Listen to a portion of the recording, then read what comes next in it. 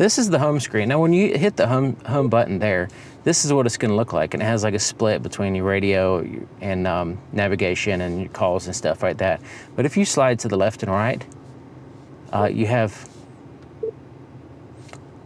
accidentally clicked the map, you have more options. So there's the home screen, but I love the fact that it has the ability to have a large digital clock with the date right there.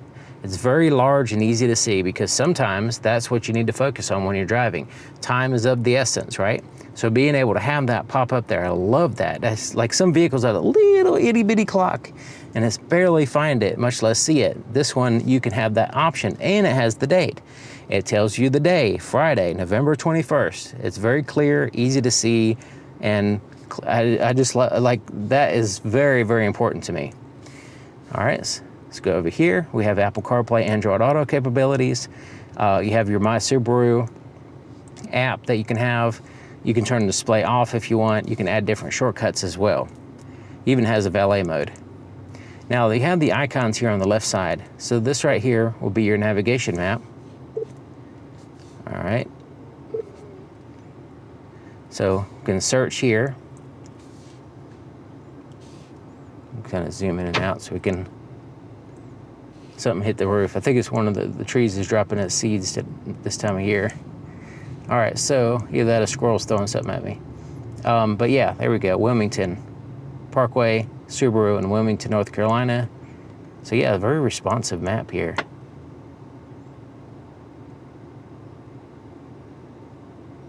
See how far we can go. Yeah, there we go, we can get the whole earth. That's pretty cool. Sometimes you just got to get your bearings, right? So you got to see the whole earth and the stars around it. But yeah, that's pretty cool. Next one will be your radio or whatever is playing. So you can have your Bluetooth, USB, AM and FM radio, as well as the satellite radio as well. You can pair your phones here, multiple phones, and have them like in a priority type system. And you can have access to your contacts, messages, favorites, that kind of stuff. And then last but not least is your settings. Sound settings, profile, eyesight, driving assistance. Because the adaptive cruise control, on the Subaru, it doesn't have a radar adaptive cruise control. It has an eyesight system. It's actually using two cameras in the front. And the cameras are right up here. And you can notice they're kind of cupped. Last couple years, they cupped them to the windshield and secure them a little bit better. But that's where that's the eyesight system in which you can go into the settings for that. You can manage devices, add your Bluetooth devices, that kind of stuff. You can adjust the displays, your phone, vehicle. Let's go into the vehicle settings here so you can get an idea of what's going on. Let's go back out of that. Time and date, we can of course adjust that. Maintenance, keep up with the maintenance, software updates, valet mode, voice assistant, and network connection. So when we're in the home screen here, if we want to add a shortcut, let's say we want to add a setting. Let's go to sound settings, and now we have the sound settings here. So we can add things to the home, which kind of narrows everything down.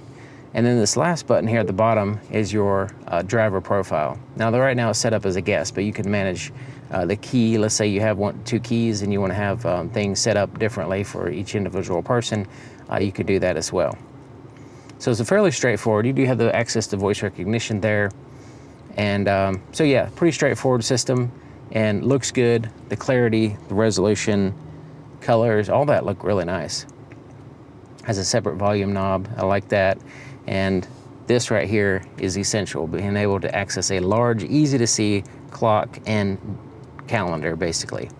Another feature this vehicle has is, I'm going to skip a little bit further forward and show you the camera, because when I put it in reverse, you can see the camera here.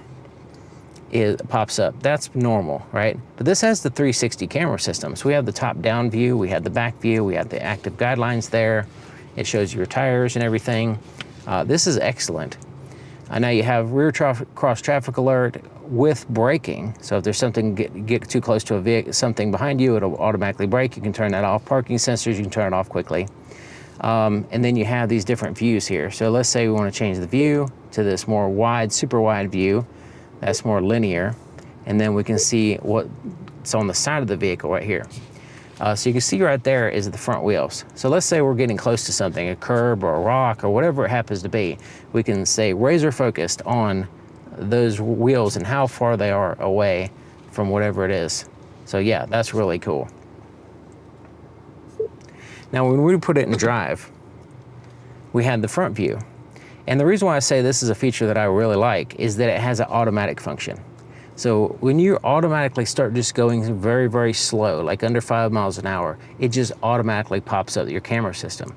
So this helps out with parking or creeping next to a curb or whatever. This helps out all the time, having it have the capability to pop up the camera system when you're going slow. I love that. That's one of my recommendations for years, that vehicles do that, because once you get used to that, it kind of spoils you, right? So other vehicles had it and I got spoiled. So I wanted to have, all vehicles basically do this, especially the ones with the, the top down 360 type camera system, which this has. Now we have the wide view here, more linear view, and then we have this view. We also have this view, which is kind of interesting. It replicates the vehicle, but it gives it more of an angled look so you can see what's in front of you. So yeah, those are the different views there. And of course, let's say we need to look at the screen without the camera. We can always click out the camera if we want to, right? But being able to, when we creep really slow, that popping up on the screen is awesome. I love that.